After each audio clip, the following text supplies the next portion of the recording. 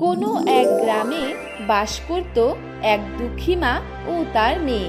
সংসারে তারা দুজনেই দুজনের বন্ধু ছিল। সুখ দুঃখে তারা তাদের জীবন ভাগ করে নিত। একদিন বৃষ্টি ভেজা রাতে, মা, আজকে রাতে আমরা কি খাবো? কয়েকদিন ধরে যেমন বৃষ্টি পড়ছে, মনে হচ্ছে খাওয়া তো দূরের কথা, এই ভাঙা ঘরটাও নদীতে ভেসে যাবে। সারা দিন পেটে কিছু পড়েনি, আমি আর খিদা সহ্য করতে পারছি না মা। এই বৃষ্টির কথা কি আর বলবো, আমাদের মতো গরিব দুঃখীদের জন্য এই বৃষ্টি সুখের দিন নয় রে মা। ভেবেছিলাম বিকালে বৃষ্টিটা একটু কম হলে হাটে কুমড়ো শাক নিয়ে যাব।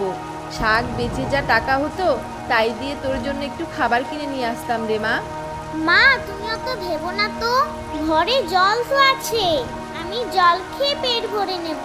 চলো মা, আমরা দুজনে জল খেয়ে শুয়ে পড়ি, দেখবে কাল সকালে ঠিক একটা ব্যবস্থা হয়ে যাবে।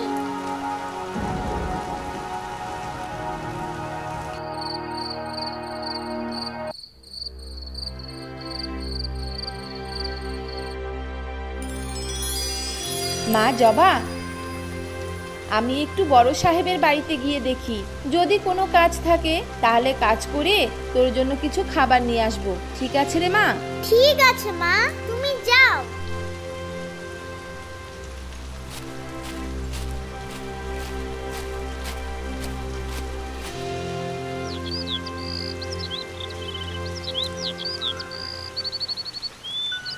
ঘরে বসে বসে আর ভালো লাগছে না, যাই একটু জঙ্গলের দিক থেকে ঘুরে আসি।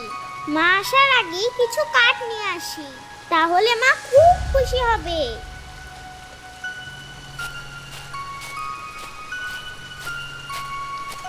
অন্যদিকে কুসুম এই ঝড় বৃষ্টির মধ্যেও বড় সাহেবের বাড়িতে এসে পৌঁছায়। গিন্নিমা, ও গিন্নিমা, বাড়িতে আছেন?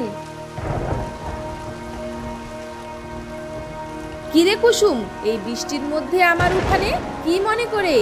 গিন্নিমা, বৃষ্টিতে হাটে যেতে পারছি না, মেয়েটা আমার দুদিন ধরে না খেয়ে আছে। আপনি যদি কোনো কাজ দেন তাহলে আমি আর আমার মেয়ে প্রাণে বেঁচে যাই। দয়া করে কোনো কাজ থাকলে আমাকে দিন না গিন্নিমা। আরে কুসুম, তুই এত আমতা আমতা করছিস কেন? এই বৃষ্টির মধ্যে তুই এসে আমার বড় উপকার করলি রে, বুঝলি? এই বর্ষার জন্য আমার বাড়ির কাজের মেয়েটা 3 দিন ধরে আসে না, বুঝলি? তুই যদি আমার কাজগুলো আমার হাতে নাতে করে দিস তাহলে তো ভালোই হয়। আপনি সত্যি বলছেন গিন্নিমা? আপনি জানেন না আপনি আমার কত বড় উপকার করলেন। আরে ঠিক আছে ঠিক আছে, আমার আর অত প্রশংসা করতে হবে না, অনেক কাজ পড়ে আছে বুঝলি। কালকে তোর ছোট বাবুর জন্মদিন ছিল, তাই অনেক কাজ পড়ে আছে। তাড়াতাড়ি গিয়ে আমার কাজগুলো একটু সেরে দে দেখিনি। আর শোন কুসুম, আমি কিন্তু আজকে তোদের মা মেয়ের খাবারটুকুই দিতে পারবো, কোনো টাকা পয়সা দিতে পারবো না কিন্তু, আগেই বলে দিলাম। আমার আবার পরে কোনো ঝামেলা হোক একদম ভালো লাগে না বাপু। ঠিক আছে গিন্নিমা, আমি তাতেই রাজি।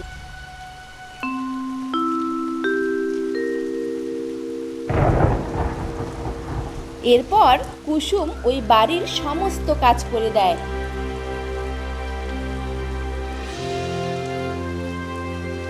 এবং সারাদিন কাজ করার পর কুসুম যখন বাড়ি যাবে, এই নে কুসুম, এগুলো ধর, কালকের জন্মদিনে এই কেকটা বেঁচে গিয়েছিল, এটা তোর মেয়ের জন্য নিয়ে যা। ধন্যবাদ গিন্নিমা, এই কেকটা দেখে জবা খুব খুশি হবে জানেন তো। আসলে ওর বাবা তো আমাদের কোনো খোঁজ নেয় না, অনেক কষ্ট করে মেয়েটাকে বড় করেছি জানেন। আপনার এই দয়া আমরা কখনোই ভুলবো না। এই বলে কুসুম বৃষ্টির মধ্যে বাড়ির উদ্দেশ্যে রওনা দেয়।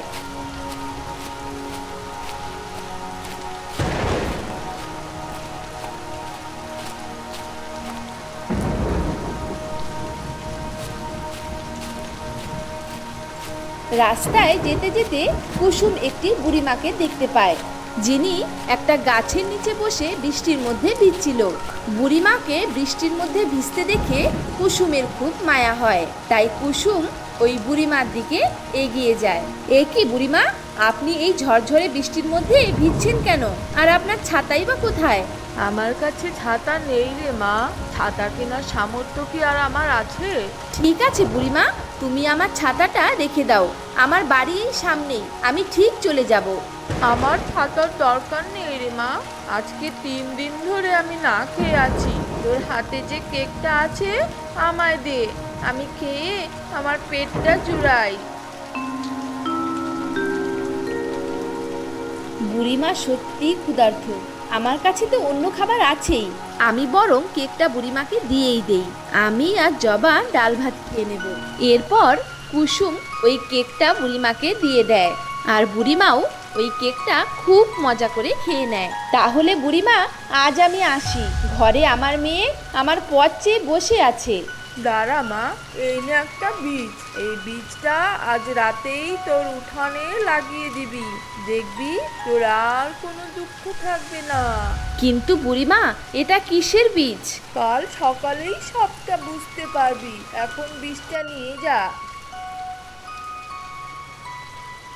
এরপর কুসুম ওই বুড়ি মায়ের দেওয়া বীজটা নিয়ে বাড়িতে গিয়ে লাগিয়ে দেয়, এবং মা ও মেয়ে দুজনেই ডাল ভাত খেয়ে ঘুমিয়ে পড়ে।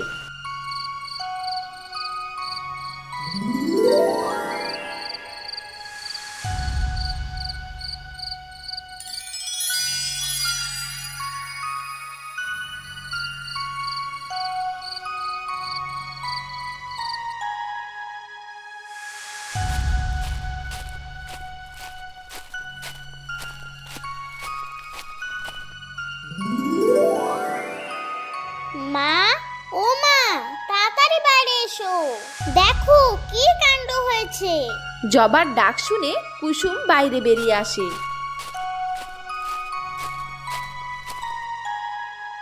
ও মা, এ তো দেখছি জাদু কেকের গাছ, এই সবই ভগবানের অশেষ কৃপা রে মা। মা, আজ থেকে আমরা শুধু কেক খেয়েই থাকবো। আমি কোনো দিনও কেক খাইনি, আজকে আমি অনেক কেক খাবো মা। হ্যাঁ মা, তুই আজকে মন ভরে কেক খাবি। মা, গাছে এত কেক ধরেছে, আমরা তো খেয়ে শেষই করতে পারবো না। তুই একদম ঠিক বলেছিস রে মা, আমরা বরং এখন থেকে সবজি নয় কেকের ব্যবসা শুরু করব, ঠিক আছে? ঠিক আছে মা।